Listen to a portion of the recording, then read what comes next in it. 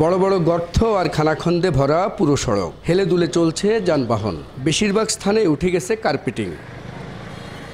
লক্ষ্মীপুর রায়পুর ঢাকা আঞ্চলিক মহাসড়কের রায়পুরের বর্ডার বাজার থেকে লক্ষ্মীপুর সদরের চন্দ্রগঞ্জ বাজার পর্যন্ত ৩৯ কিলোমিটার সড়কের বেহাল দশা। ক্রমেই যান চলাচলে অনুপযোগী হয়ে পড়ায় আঞ্চলিক মহাসড়কটি পরিণত হয়েছে মরণ ফাঁদে।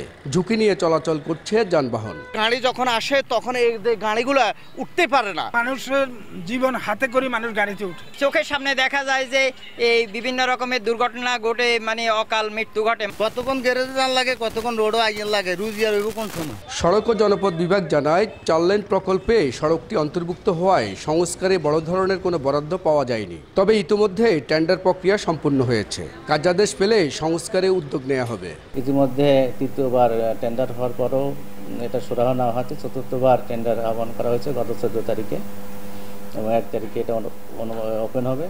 আশা করছি যে এবার যদি ঠিকাদার নিযুক্ত হয় তাহলে এখানে হয়তো বড় ধরনের কাজ করা সম্ভব। বন্দরনগরী চট্টগ্রাম থেকে ভোলা বরিশাল সহ দেশের দক্ষিণাঞ্চলের প্রায় 21 জেলার মানুষ এই সড়ক দিয়ে যাতায়াত করেন। মাজহারুল আনোয়ার টিপু, সময় সংবাদ, লক্ষ্মীপুর।